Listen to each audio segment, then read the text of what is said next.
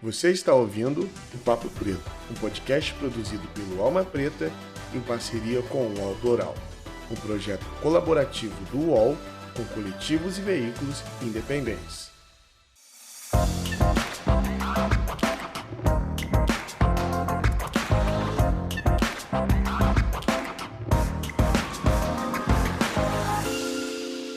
Salve, salve, galera! Estamos começando aqui mais um Papo Preto.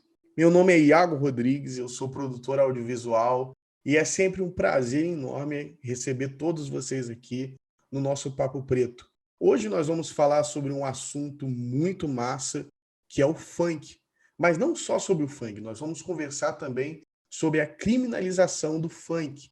E para isso nós trouxemos um cara especialista no assunto. Desde já, Bruno, agradeço muito por você ter aceitado o convite de estar trocando essa ideia aqui com a gente, cara. Eu que agradeço imensamente. Para mim, sempre é uma satisfação poder participar. Agradeço Iago, agradeço todo o pessoal do Alma Preta, do Papo Preto. É uma satisfação imensa poder trazer aqui, né, todo nosso acúmulo, nossa experiência de vida em relação a esse movimento tão importante para as periferias de todo o Brasil, né, que é o movimento funk. Funk é a música mais tocada disparada em todas as comunidades do Brasil, né? E galera, o Bruno é um especialista no assunto, a gente vai estar aqui para conversar sobre isso. De antemão, eu peço que você entre lá no Instagram do Bruno, que ele vai falar daqui a pouco, conheça o trabalho dele, que é um trabalho muito importante para todo o movimento funk. E Bruno, antes de nós entrarmos de cabeça nesse assunto, eu gostaria de saber um pouquinho da sua história, de onde você é, onde você nasceu, aonde você está agora. Queria saber um pouquinho da sua história. Que massa, Thiago. Diretamente lá da Zona Leste de São Paulo, né? Zona Leste? Zona Ah, eu Leste. tô morando eu vim do Rio e tô morando na Zona Leste. É mesmo, mano. Que massa. Por onde você tá ali na Leste? Eu tô em Arthur Alvim. Pô, morei durante muito tempo ali em Arthur Alvim, hein, mano. Muito massa ali. Tem Aqui uma é da relação hora. muito boa com o pessoal. Nascido e criado, né, na Zona Leste. Hoje, como articulador, estou como articulador nacional do movimento, um dos fundadores da Associação Cultural Liga do Funk, na qual fiquei até março de 2018 na direção, né? Saí justamente para fazer essa movimentação, essa articulação nacional do movimento funk. Fui conselheiro nacional de juventude por 2 mandatos, né?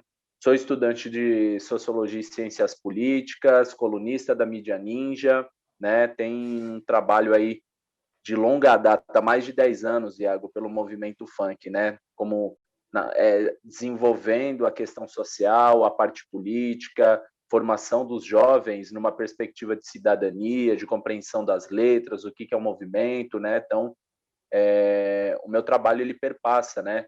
Pelo um processo de formação como educador social, como ativista, para justamente direcionar os nossos artistas, né? Que encontram no funk uma alternativa para melhoria de condição, de oportunidade para o seu dia a dia, né? Então, funk aí tem um peso, uma importância gigantesca, não somente na minha vida, mas de todas as pessoas que fazem parte desse movimento cultural, né? Sim. E quando o funk entrou na sua vida? Na minha, particularmente, desde criança, cara. Desde criança que eu ouço funk, cresci na comunidade, então isso cercou minha vida.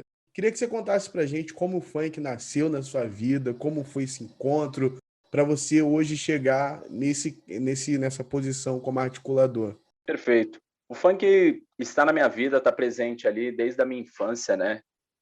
Nascido e criado. Eu fui nascido e criado ali na região do Brás, mas a vida inteira morei em Cortiços, né? Então o funk ele sempre estava presente na minha vida como uma forma de resistência, me identificava com as letras.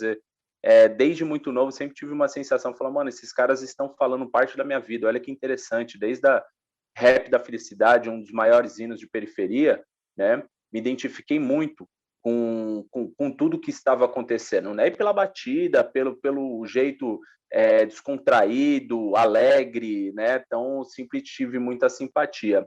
Na questão que eu posso dizer profissional mesmo, no funk, começou em 2010, né? Quando eu comecei a trabalhar como produtor, acompanhando os shows, né?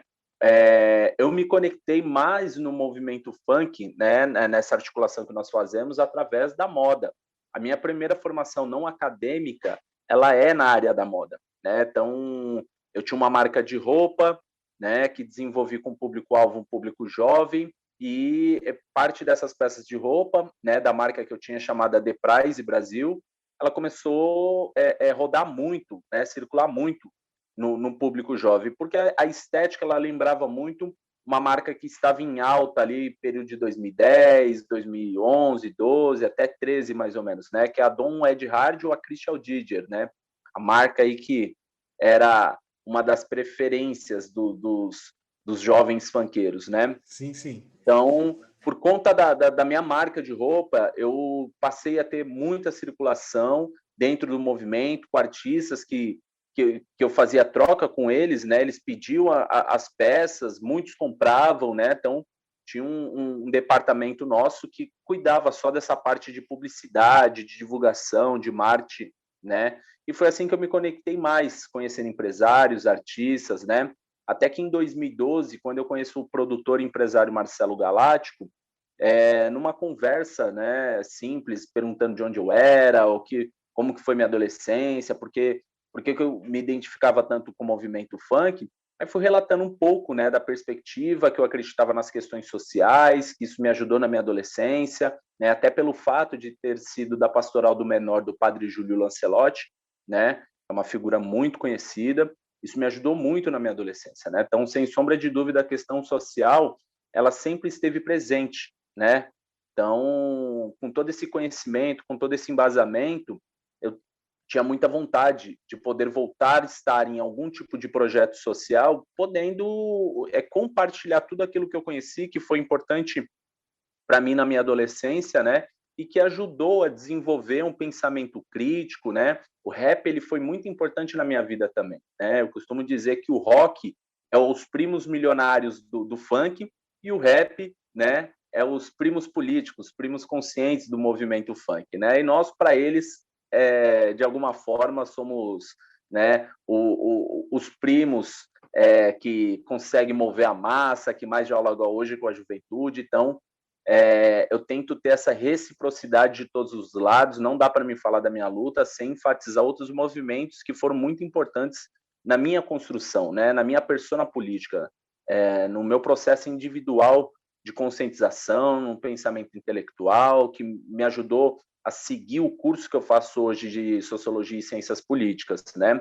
Então, em 2012, já nessa relação com o Marcelo muito próximo, ele fez o convite e falou: eu estou pensando em fundar uma associação, né, para ajudar a formar artisticamente, porque o nosso mercado ele está crescendo muito, as produtoras estão se desenvolvendo cada vez mais, e seria importante que a gente pudesse dar orientação para a classe artística, para os produtores de modo geral, tendo consciência, né, a capacitação seria fundamental, né?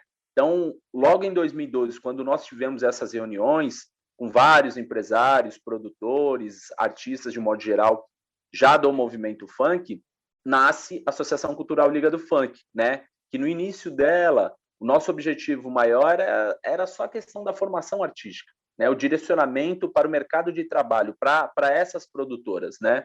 Só que aconteceu um fato que marcou muito as nossas vidas, Iago, e que isso fez com que eu mudasse parte da história, não somente individual, mas de forma coletiva, tanto internamente, né, para dentro da Liga do Funk, quanto externamente, que a gente passou a despertar interesse de muitas pessoas quando a gente mudou a linha de formação, né? Por quê? Em 7/7/2013, quando é assassinado uma das pessoas próximas, eu era morador da mesma comunidade que ele, lá na favela do Pira, né? O MC da Leste. Então, o assassinato do da Leste, ele não marca só o movimento funk, mas ele marca toda a classe artística de modo geral. Em momento Sim, eu algum da lembro. história. Eu lembro bem quando aconteceu. Estava na adolescência ali e foi algo que percorreu o Brasil, né? Eu estava lá numa periferia do Rio de Janeiro e isso chegou até mim, né?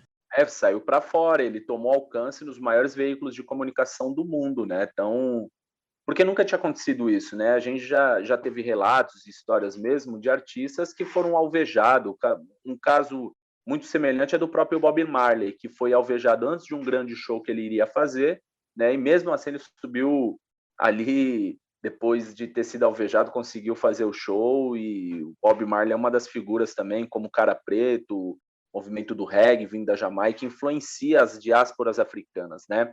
Então, o que acontece com o Da Leste, ele marca a história do movimento funk, né? Então, a partir desse acontecimento, como associação organizada mesmo, na formação dos jovens, a gente começou a receber muitas visitas de um público muito diferente, de jornalistas, estudantes, um público de classe média vindo das universidades querendo entender. Nós não tínhamos um repertório político elaborado para falar do que estava acontecendo com o MC da Leste, e tampouco sabíamos falar a respeito do que era o movimento funk, né? Então, o Marcelo Galáctico, sendo presidente ou vice-presidente, ele me chamou, nós fizemos uma conversa aí para que a gente tomasse mais consciência, mudasse os rumos da Liga, né? Que era fundamental que a gente passasse a conversar mais sobre o nosso histórico, né?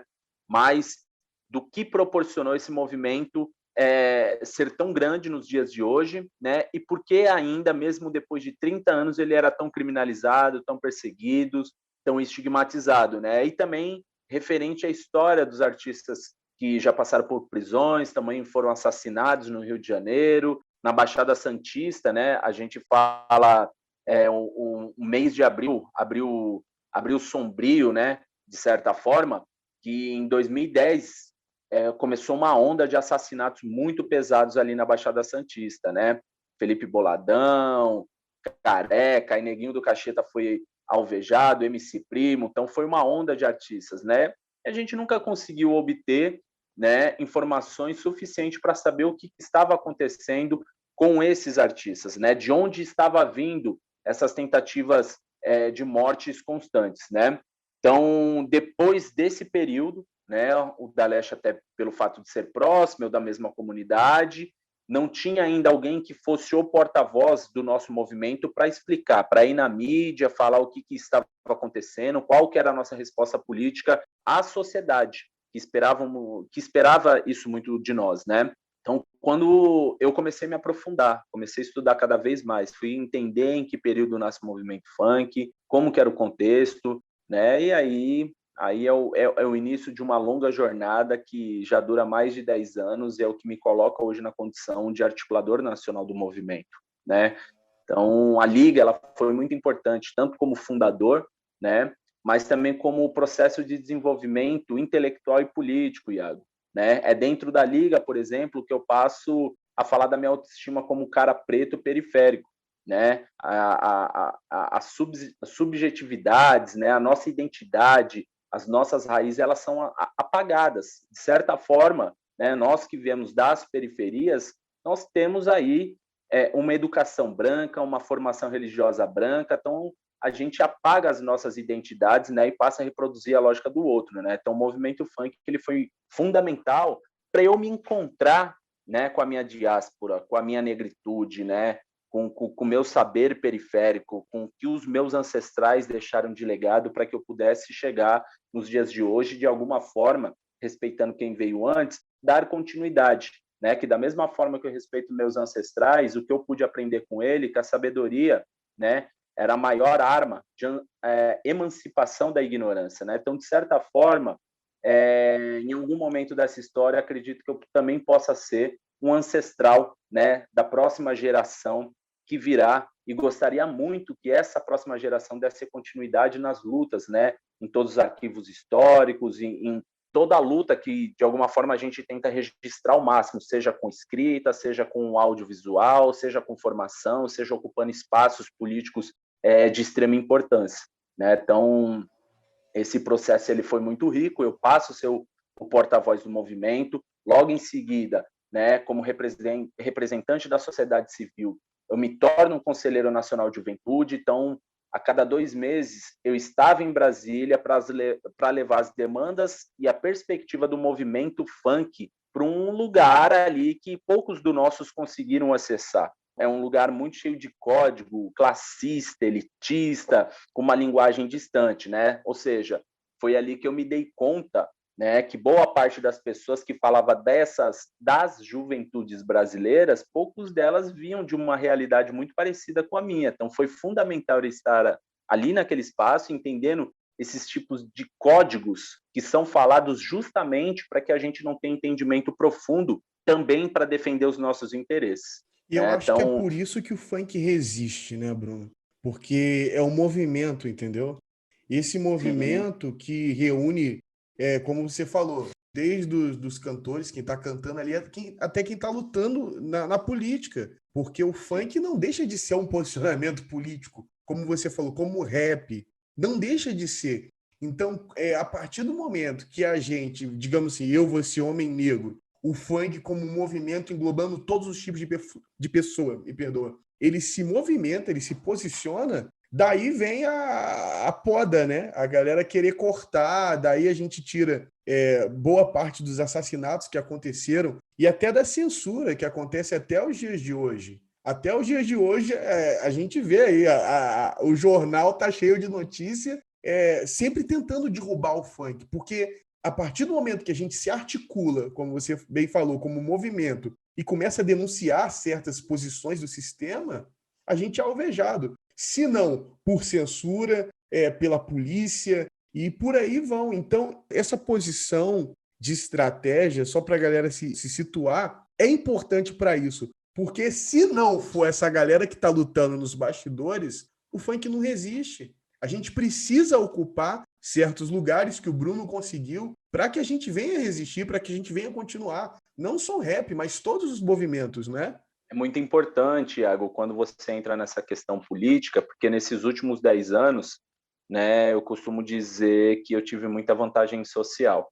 Nós pretos, nós população preta periférica, por mais que a gente consiga chegar na universidade, consiga ter uma estrutura, né, numa casa, ter um padrão de vida que foi negado para nós historicamente, né, nós nunca teremos privilégio. Privilégio é coisa única e exclusiva de homens brancos, héteros, cis, ricos, né? No máximo que nós conseguimos ter são vantagens sociais, né? Então, eu agradeço muito ao movimento funk de modo geral pela vantagem social que eu tive, né?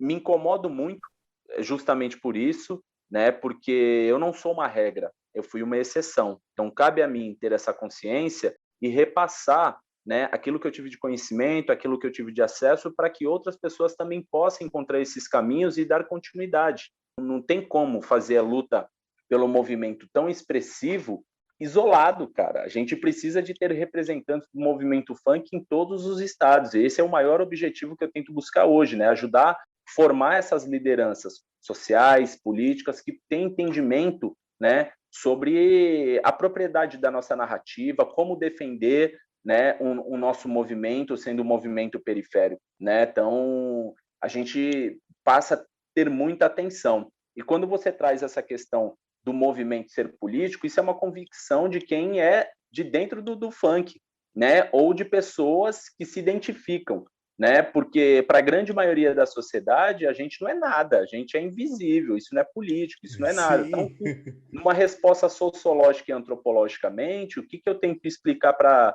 boa parte dessas pessoas, né, que tem posições mais conservadoras e que dá até para entender porque elas têm isso, né? É um padrão de sociedade que exclui a cultura da diáspora africana, né? Que exclui a possibilidade de um negro ter uma condição de vida melhor, seja intelectualmente, seja socialmente, seja financeiramente, né? Então, o que eu tento explicar para essas pessoas? Que o funk ele é político, sim, sendo o maior movimento cultural do planeta, né? Para quem não tem ideia da dimensão do nosso movimento, somos mais de 20 milhões por todo o Brasil, ou seja, estamos falando de 10% da população do país.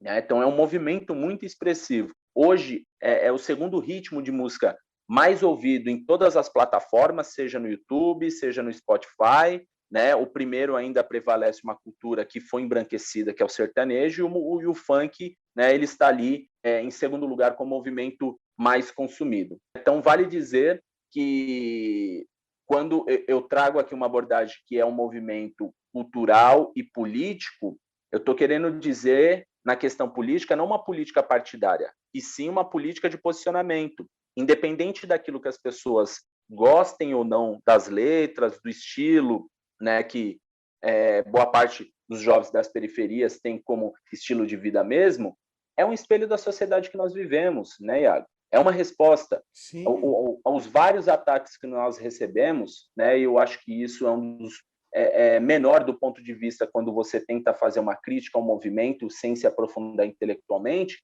é a questão das letras. As letras são problemas? Depende delas. Tem coisas que boa parte que essas pessoas criticam não tem nem entendimento, né? Porque a gente está falando uma linguagem local, territorial. É lógico que tem letras problemáticas, principalmente aquelas que objetificam o corpo das mulheres, né? Ou também aquelas que faz uma crítica social totalmente contrária à realidade que nós vivemos. Esse tipo de letras é um problema para dentro do movimento, mas eu devo respeitar. É um movimento democrático, né, que é o único que consegue absorver todas as classes sociais, todos os gêneros, todos os tipos de público. Está dentro do movimento funk. Como diria o saudoso Mr. Catra, né, o funk é a cola da cidade partida. Isso é fenomenal, é fundamental, ajuda a ter um entendimento mais profundo.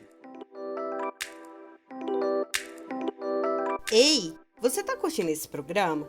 Tá ligado que é realizado pela Alma Preta Jornalismo, né? Um veículo de multimídia independente que te informa sobre os fatos que cercam as nossas vidas negras nesse mundo. E que tal colar com a gente? Seja membro assinando qualquer valor na nossa campanha do Catarse. E olha, a gente tem mimo de gratidão. Faça parte desse corpo de Alma Preta. Acesse nossas redes, Alma Preta Jornalismo. Queria só fazer um parêntese entre isso tudo, que eu queria muito chegar nessa parte da letra. Bruno, você tá ouvindo um cortador de grama aí no fundo? Tô nada. Tá não? Ah, então tá bom. Galera, boa, aqui eu moro no condomínio e o dia que eles foram tirar para cortar grama é hoje, mas tá bom, ainda bem que vocês não estão ouvindo. Mas voltando pro meu parêntese, é que, cara, eu sou um consumidor, digamos assim, do funk, do rap, desde criança, mano. E aquele primeiro contato que a gente tem com Racionais na adolescência. E, tipo, pra mim não foi só um contato, virou uma paixão. Então eu comecei, a partir disso, consumir muito funk, muito rap, muito funk, muito rap. E, cara, eu posso dizer tranquilamente que o funk e o rap moldou pelo menos 30%, 40% do que eu sou hoje. E a gente que vem de onde as pessoas que cantam funk vêm, a gente sabe do que eles estão falando, a gente entende o que eles estão falando, mas eu não vejo a música como entrada, Bruno. Eu vejo a música como saída. A gente canta porque a gente quer sair daquilo ali. Tanto um cara que fala de tráfico, fala de drogas, não é que ele quer viver naquilo ali. Ele canta do que ele vive, mas ele canta para sair, mano. Porque, exemplo, eu, por crescer em favela, mano, eu tive vários amigos que ficaram no tráfico, eu tive várias pessoas que seguiram outros caminhos, mas eu digo isso tranquilamente. Eles não seguiram porque, vou seguir isso aqui. Não, era a opção naquele momento. E muitos depois saíram. Então, eu acredito que o funk é uma saída. Você falou muito de a criança, né? A criança, a gente tem um recorte de crianças na favela. Qual o sonho do moleque de 10 anos? Ser jogador. Hoje em dia, o funk é algo tão influente, é algo tão forte, que hoje em dia as crianças não querem mais ser jogador. As crianças querem ser funkeiros, querem cantar, querem fazer disso a vida delas. Então, não é apenas um ritmo musical, é um estilo de vida, é algo que transforma. Quando se fala sobre a criminalização do funk, isso me dói muito, me machuca muito, por ser uma pessoa que vive isso, cara. Eu vivo isso. Então, se tá criminalizando o cara que tá cantando, tá me criminalizando, tá criminalizando você, tá criminalizando todo mundo que ouve, não é? Isso é muito importante, Thiago, trazer, né? Tem um livro de uma intelectual negra, professora de história, Juliana Bragança, né? Ela traça ali a linha de explicar, se aprofundar, né? O livro dela chama Preso na Gaiola, falando do processo de criminalização do movimento funk a partir da década de 90. E é muito interessante o que a professora Juliana traz, porque é o seguinte, né? Como que começa? Primeiro que assim, o que eu devo explicar é o que nós sofremos hoje com o processo de estigmatização, perseguição e criminalização não começa com o movimento funk e nem tão cedo irá terminar com o nosso movimento. Enquanto a gente não começar a discutir cada vez mais, né, se aprofundar num problema estrutural, que é o racismo estrutural e institucional, né? Então, O que nós estamos sofrendo hoje não é nada novo, é 100 anos de criminalização da música negra no Brasil, que começa com samba, passa pelo hip hop, né, e passa a se intensificar cada vez mais com o movimento funk, né? Então, a primeira onda de criminalização com o movimento começa lá no início dos anos 90, sem sombra de dúvida, por se tratar de um movimento majoritariamente preto periférico, né? Um dos segundos fatores dessa onda de criminalização e estigmatização começa pela grande mídia, sem sombra de dúvida. Por quê? Uma das primeiras mulheres, que é uma mulher negra que se tornou a primeira senadora preta da República, que é a Benedita da Silva, ela morava no Morro da Mangueira, né, que é onde aconteceu um dos maiores bailes. E no ano de 1992, aconteceu um grande arrastão na Praia do Arpoador. Então, a grande mídia, ela sempre tentou trazer elementos de estigmatização, né? Criou terminologias para desenhar, para mostrar qual era o perfil estereótipo desse jovem preto periférico, né? Então, em muitos momentos, ela tentava utilizar do pivete, do trombadinha, né? Do maloqueiro, do maconheiro, do desordeiro, do arruaceiro, ou também pegando ali alguns elementos artísticos, que é o DJ, que significa para nós disc jockey, né? Que é o cara que faz a mixagem, que toca, que agrada a balada, enfim, todo esse sentimento, essa capacidade que um DJ consegue produzir desse turbilhão de efervescência dentro da quebrada mesmo, né? Chegaram a substituir o disc jockey por delinquentes juvenis. Então, a grande mídia, ela sempre tentou trazer muitos elementos de estigmatização desse jovem preto periférico. Por conta do arrastão do arpoador, a grande mídia teve uma grande sacada. Por quê? Por uma questão de interesse político. A Benedita da Silva, no ano de 1992, ela era candidata à prefeitura do Rio de Janeiro. E ela estava em disputa com um candidato que esse sobrenome é muito conhecido, que era o senhor César Maia, né? Que inclusive o filho dele foi o último presidente do Congresso Nacional. Então, naquele ano, já tinha segundo turno, as eleições não eram somente em 45 dias, passava o ano inteiro. A candidata preta do Morro da Mangueira, né? Ela estava em primeiro lugar nas pesquisas. No primeiro turno, ela ganhou, assim, estourada, né? Era candidata preferencialmente da população carioca, né? E a grande mídia, por conta do problema dos arrastões da Praia do Arpoador, o que ela teve a grande sacada? Ela não precisa mais falar que é o pivete, o maconheiro, o trombadinha, né? O delinquente juvenil, né? Ela simplesmente resumiu todos esse estigma, né, terminológicos, e falou: nós não precisamos mais chamar de delinquente, trombadinha, tal. Nós podemos, né, resumir numa única palavra, numa única terminologia. Esse jovem que traz a baderna, esse delinquente, ele é funkeiro. Tá aí o problema, né? A grande mídia passa, né, a cobrir todas as informações, todo tipo de desordem na cidade, identificando quem era o provedor dessa bagunça, era o jovem preto periférico funkeiro. Então, assim, quando eu assumo minha identidade como cara negro periférico, hoje, socialmente, ele já é mais aceito, né, por várias questões. Depois que passamos a entrar dentro da universidade, sem sombra de dúvida, a gente ainda sofre muito preconceito por conta do racismo estrutural institucional. Mas quando eu falo que eu sou funkeiro, eu tenho uma sensação, Iago, né, quando... eu sei muito bem do que você está falando. A galera, tipo assim, falou: mano, a gente só aceitava você ser preto periférico, nem aceita tanto assim, mas você trazer que é preto, periférico e funkeiro, e pô, funkeiro ainda por cima, pô. Vai falar merda pra caramba, né? Então, esse estigma, a grande mídia colou na nossa figura, né? Então, essa foi a segunda onda de criminalização do movimento funk. Ela foi tão forte que a Benedita da Silva, naquele ano de 1992, perdeu as eleições, porque a grande mídia conseguiu colar que a figura do funkeiro, de uma mulher preta periférica que veio do Morro da Mangueira ali, ela era a representação do estereótipo do funkeiro. Então, naquele ano, ela perdeu as eleições. A terceira onda é com a chegada das mulheres, né? O funk é um movimento muito libertador para falar dos corpos de modo geral. Então, ele é um movimento que dá legitimidade da exposição, da expressão, né, do desenvolvimento artístico, intelectual, e falar de uma liberdade que foi cerceada durante, assim, séculos, né, inclusive por parte da Igreja Católica, que é a liberdade do corpo feminino.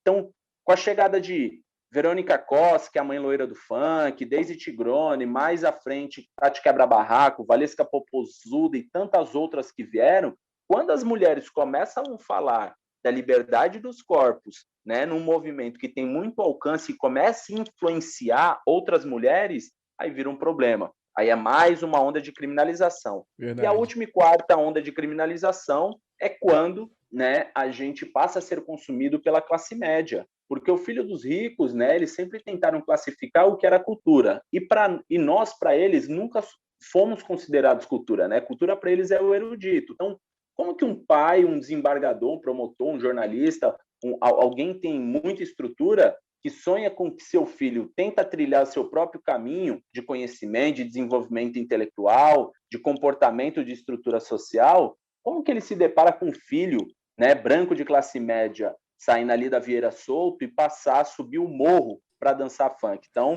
o funk ele passou a ser o assombro, o pesadelo dessas famílias ricas. O pesadelo, né, da elite famílias... da classe média.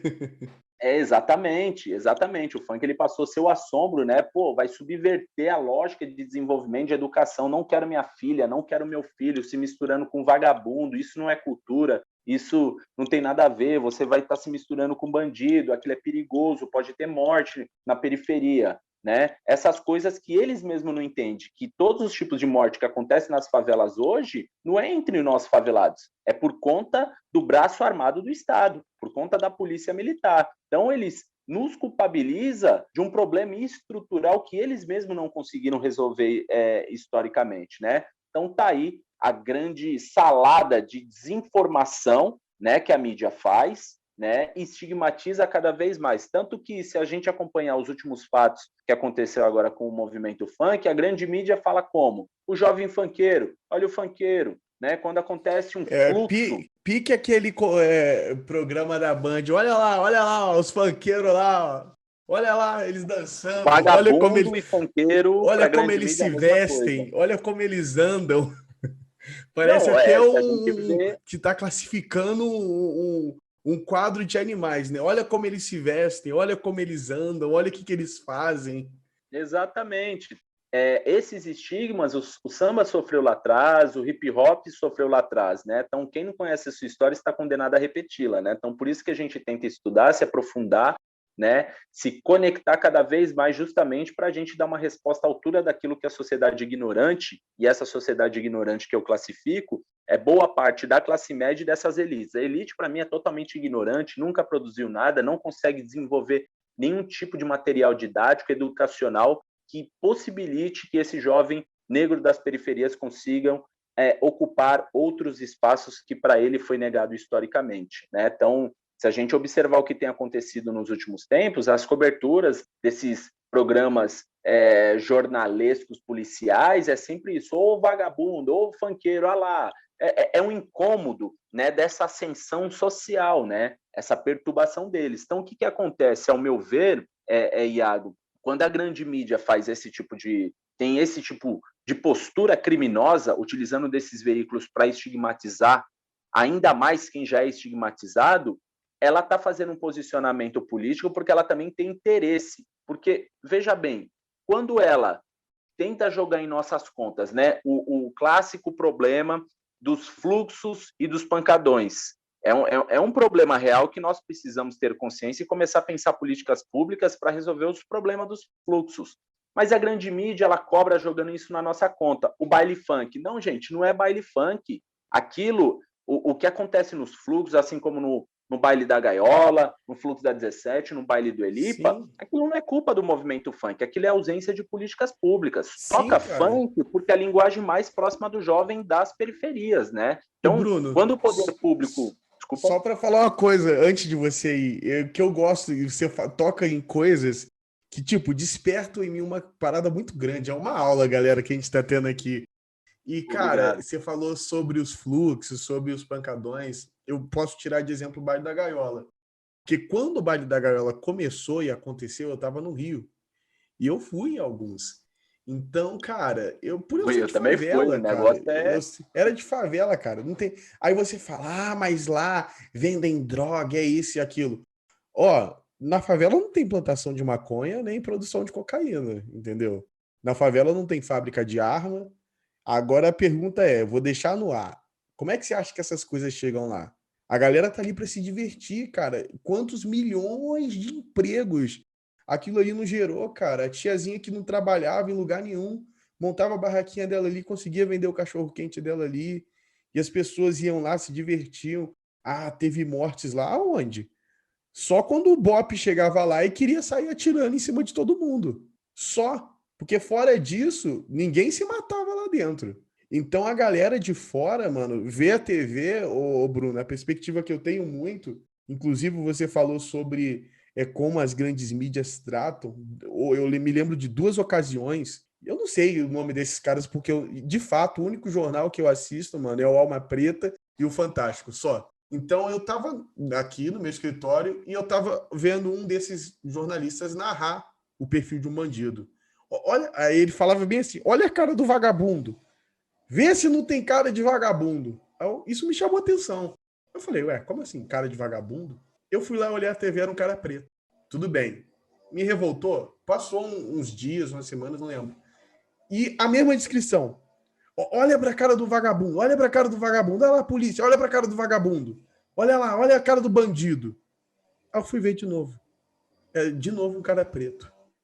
Aí você fala, olha como a mídia enxerga o cara preto. É o vagabundo, é o bandido.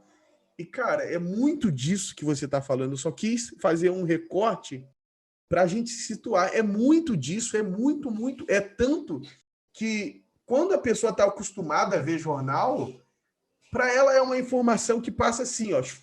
Ela está ali assistindo, sentado, aí tá o cara falando. Olha a cara do vagabundo. Aí tá um cara preto lá sendo preso, apanhando da polícia, e a pessoa nem liga. Então, a mídia colocou isso na nossa mente de uma tal maneira que isso às vezes passa despercebido, não pode passar. É muito louco, porque sempre quando, né, quem forma, de certa forma, o pensamento das quebradas são justamente esses canais que entram dentro das nossas casas sem pedir licença. Eu acho que deveria ser processado.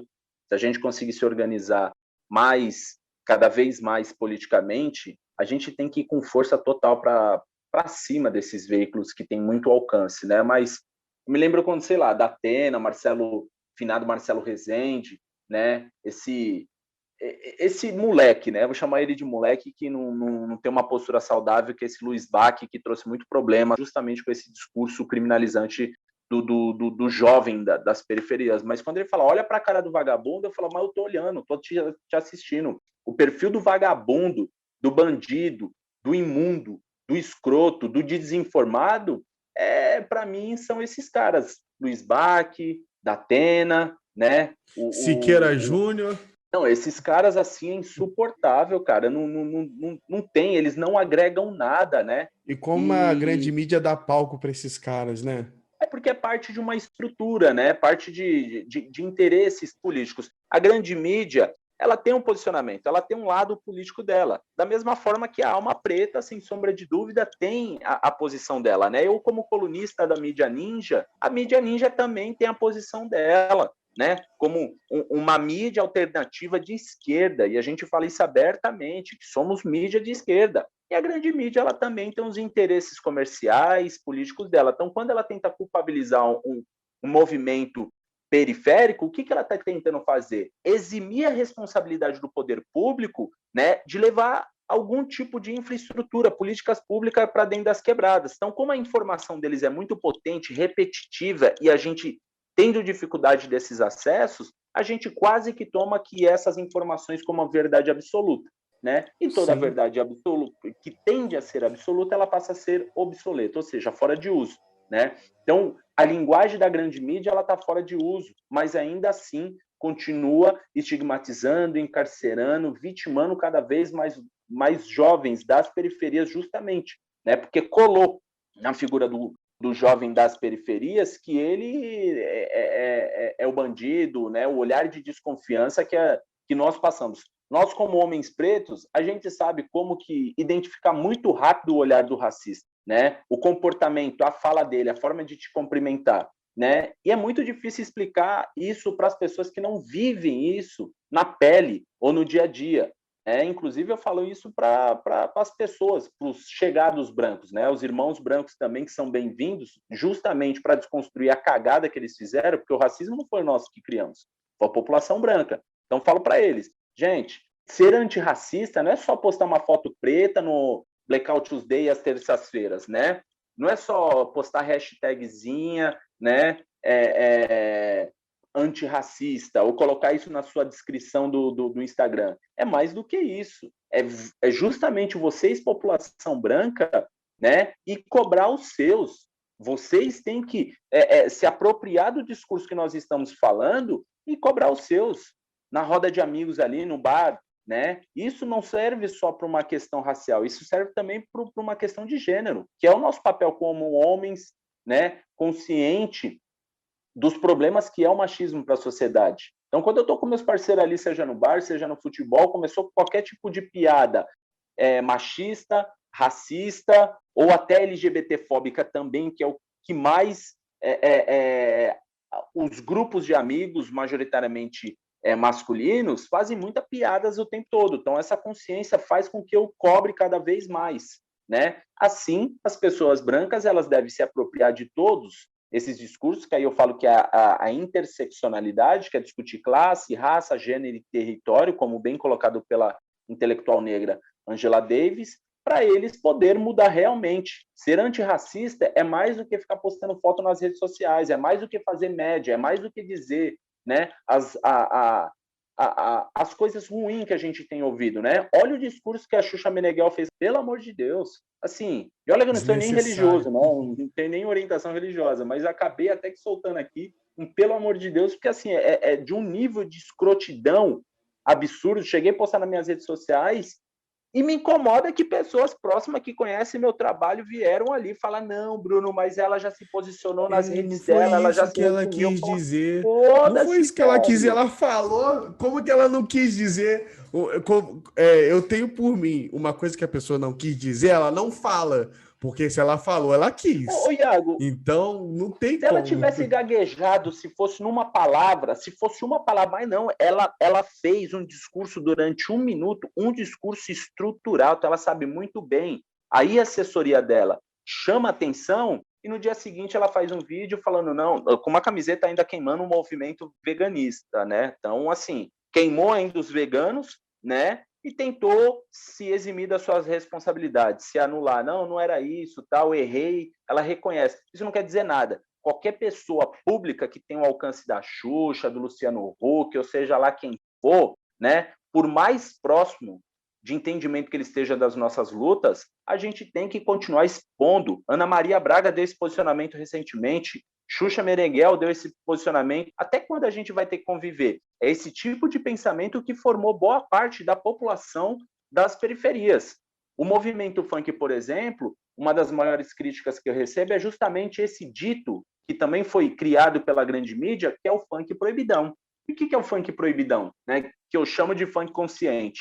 Que é o funk ousado, que é esse conhecido popularmente pela molecada, o funk putaria, e o funk que fala da sua realidade, que fala de arma, que fala dessas coisas. A molecada não está fazendo apologia ao crime, né? Não está enaltecendo o crime, ela está falando da realidade do contexto que ela vive. O que eu tenho dito é o seguinte, se as pessoas estão incomodadas com as letras que esses artistas fazem, é porque não conhecem nem de perto a realidade dessas pessoas, Iago. Sim, então, eles não conhecem o que a gente vive. Exato, o funk ousado tá com tanta força hoje, tendo milhões de visualizações, e isso em algum momento da história ele aconteceu, e esse tipo de pensamento, inclusive, né, bem organizado, poético, isso surgiu de algum lugar. Isso foi mais de 40 anos de TV Globo, Record, SBT, Band, desde a época da Manchete, colocando esses programas escrotos. Eu fico pensando aí, né, uma banheira do Gugu, cara. Eu fico pensando no programa do Faustão, eu fico pensando no programa do João Kleber, eu fico